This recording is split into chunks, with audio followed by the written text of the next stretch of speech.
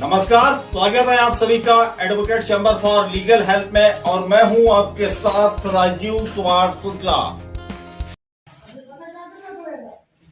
नमस्कार, स्वागत है आप सभी का advocate chamber for legal help में और मैं हूं आपके साथ राजीव कुमार शुक्ला और मैं हूं आपके साथ एडवोकेट कुमकुम शुक्ला। जैसा कि आमतौर पर आपने देखा है कि पुलिस का सबसे बड़ा काम समाज में शांति व कानून व्यवस्था को बनाए रखना है। हम अपने आसपास देखते हैं कि जब किसी व्यक्ति के द्वारा समाज की शांति को भंग करने की कोशिश की जाती है तो उसे रोकने के लिए पुलिस के द्वारा कलंदरा काटा जाता है। उदाहरण के लिए, जब कोई व्यक्ति पब्लिक प्लेस पर हुड़दंग करता है, दो पड़ोसियों में किसी बात पर कोई कहा-सुनी हो जाती है या परिवार के सदस्यों के बीच कोई झगड़ा हो जाता है तो अक्सर पुलिस द्वारा कलंदरा नोटिस जारी किया जाता है। लेकिन शायद आप यह नहीं जानते क्या होता है कलंदरा। तो आज के वीडियो में हम जानेंगे क्या होता है कलंदरा और हमारे सवालों के जवाब देने के लिए हमारे साथ मौजूद हैं एडवोकेट कुमकुम शुक्ला। मैम, सबसे पहले हमारे दर्शक जानना चाहते हैं क्या होता है कलंदरा नोटिस। देखिए, सीआरपीसी की धारा 107 के तहत यदि किसी एग्जीक्यूटिव मजिस्ट्रेट को ये जानकारी मिलती है कि कोई व्यक्ति शांति भंग कर सकता है या सार्वजनिक अशांति फैला सकता है तो उसकी राय में यदि कार्यवाही करने के लिए पर्याप्त आधार है तो वो ऐसे व्यक्ति को कारण बताओ नोटिस जारी करता है कि उसे 1 साल तक की किसी भी अवधि के लिए, जैसा कि मजिस्ट्रेट ठीक समझे, शांति बनाए रखने के लिए बॉन्ड एग्जीक्यूटिव करने का आदेश क्यों ना दिया जाए और ये मुकदमा उस एग्जीक्यूटिव मजिस्ट्रेट के समक्ष चलता है जिसके क्षेत्राधिकार में ऐसी अशांति होने की आशंका होती है या फिर जिसके क्षेत्राधिकार में ऐसी अशांति फैलाने वाला व्यक्ति मौजूद है। आपको बता दें, सीआरपीसी की धारा 150 के तहत प्रत्येक पुलिस अधिकारी को जब संज्ञेय अपराध किए जाने की आशंका की जानकारी प्राप्त होती है तो वो ऐसी जानकारी उस अधिकारी को देगा जिसका वो अधीनस्थ है या किसी ऐसे अधिकारी को देगा जो ऐसे अपराध को निस्तारण कर सकता है या संज्ञान ले सकता है। सीआरपीसी की धारा 151 के तहत पुलिस को बहुत बड़ी शक्ति प्राप्त हो जाती है। पुलिस जब किसी को किसी भी अपराध में बगैर वारंट के गिरफ्तार नहीं कर सकती, लेकिन पुलिस को संज्ञेय अपराध में बिना वारंट के सीधे गिरफ्तार करने की शक्ति प्राप्त है। धारा 151 के अंतर्गत पुलिस को यह शक्ति प्राप्त होती है कि किसी भी व्यक्ति को संदेह के आधार पर गिरफ्तार किया जा सकता है, भले ही उसने कोई अपराध नहीं किया हो। अगर पुलिस अधिकारी को यह लगता है कि अगर उस व्यक्ति को गिरफ्तार नहीं किया गया तो वो व्यक्ति कोई ना कोई संज्ञेय अपराध जरूर कर देगा। इस धारा के तहत गिरफ्तार किसी भी व्यक्ति को 24 घंटे से अधिक पुलिस हिरासत में नहीं रखा जा सकता।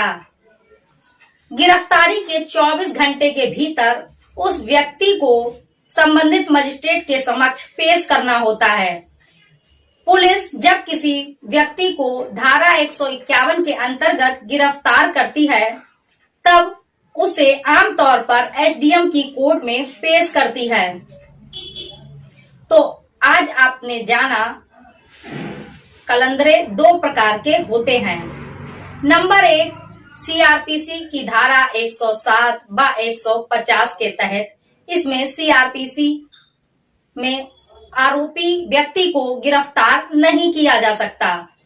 इसमें आरोपी व्यक्ति को नोटिस भेजकर कोर्ट बुलाया जाता है जहां केस चलता है। नंबर 2, 107 व 151 सीआरपीसी इसमें आरोपी व्यक्ति को गिरफ्तार करके 24 घंटे के भीतर मजिस्ट्रेट के कोर्ट के सामने पेश किया जाता है, जहां केस चलता है।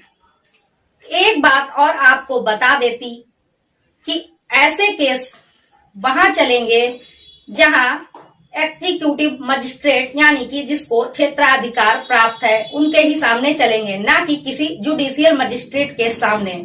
सामान्य तौर पर देखें तो ऐसे केस एसडीएम कोर्ट में चलते हैं। मैम एक बात और, इन केसों में जमानत कैसे मिलती है, हमारे दर्शक यह भी जानना चाहेंगे।